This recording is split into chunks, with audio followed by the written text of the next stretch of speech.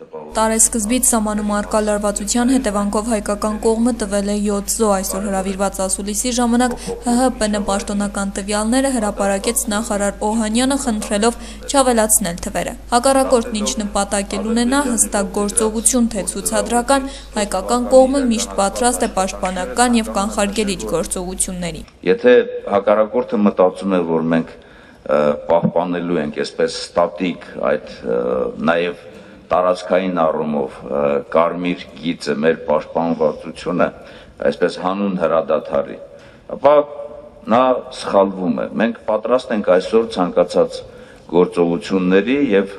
մենք եւ այդ գիծը եւ շփման գիծը եւ նաեւ հակառակորդի տարածքը անհրաժեշտության դեպքում հենց մոտակա խորության մեջ կարող ենք վերածել այսպես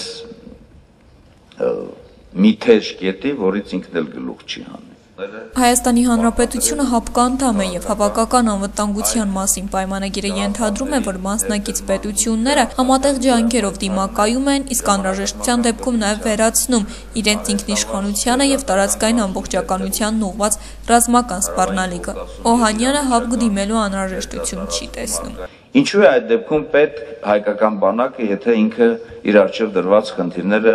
այս փոքր սրացումների դեպքում չի կարող իրականացնել։ Գյումրու ողբերգական դեպքը իրավական դաշտում է, անդրադառնալով 7 հոգանոց ընտանիքի սպանությանը, որի մեղադրյալը 102-րդ ռազմաբազայի զինվորն է, ասաց Օհանյանը։ Հիշեցնենք, Պերմյակովն այժմ գտնվում է ռուսական ռազմաբազայի տարածքում սպանության հաջորդ օրը հունվարի 13-ին տեղի էր ունեցել Բախին Օհանյան փակ հանդիպում, որն այս որոշման կայացման առումով բեկումնային է եղել։ Հարցին, թե հանդիպման ընթացքում դուք Պերմյակովին Հայաստանին փոխանցելու հարց բարձրացրել եք, Օհանյանը պատասխանում է։ Այդ ժամանակահատվածում հանդիպման ժամանակ այդպիսի հարց չի եղել։ Հարց է եղել գործող բոլոր համաձայնագրերի,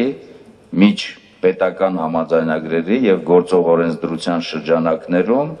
որպեսզի կարողանանք իրավական ողջ գործընթացը իրականացնենք։ Ասեմ, որ նաեւ այդ ժամանակահատվածում հենց առաջին իսկ հայացքից նույն Ռուսաստանի Դաշնության պաշտպանության ղեկավարությունն էր ասում էր, որ պետք է իրավական նորմերի համաձայն, եթե դեպքը կատարվել է այստեղ, նաև ճշտենք իրավական բոլոր նորմերը գոյություն ունեցող եւ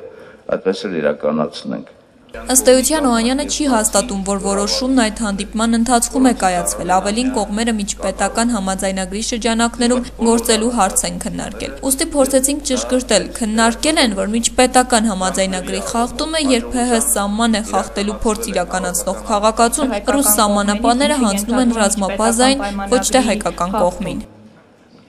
Ուրեմն ես ձեզ ասեմ հետևյալը։ Բերեք Պերմյակովին եւ այն խմբին համատեղ Ռուսաստանի Դաշնության եւ նաեւ Հայաստանի Հանրապետության հանգիստ թողնենք, որտեղ բավականին լուրջ աշխատանք իրենք ունեն կատարելու եւ ի վերջո պետք է իմանան Պերմյակովն է արդյոք կատարել, թե ինչ որ ուժեր կան, որոնք կանգնած են նրա հետևում եւ այլն եւ այլն։ Այստեղ շատ խնդիրներ կան, որոնք իրենց մեջ գաղտնիություն են պարունակում եւ մենք ոչ ես, ոչ էլ դուք իրավունք չունենք մտնելու այդ մասնագիտական այսպես մանրունքների մեջ։ Խոսքը նախարարն այսպես է շարունակում այդ ողբերգությունը չի կարող սեպ խրել հայ-ռուսական հարաբերությունների մեջ, ապա հարկ է համարում խոսել 102-րդ ռազմաբազայի նշանակության մասին։ Մեր ունեցած հայկական բանակի ուժերով Ադրբեջանի հետ մենք որևէ մի խնդիր չունենք։ Զորախմբի արկայությունը Հայաստանի Հանրապետության տարածքում ավելի գլոբալ անվտանգային խնդիր է լուծում տարածաշրջանում, հատկապես հաշվի առնելով մեր հարևանի Թուրքիայի ուրեմն արկայությունը։ Նախարարը նաև կապ չի տեսնում սահմանի աննախադեպ ակտիվության եւ Գյումրիում քաղաքացիների ընդվզման եւ 102-րդ ռազմաբազայի հյուպատոսարանի մոտ բողոքի ցույցերի միջև։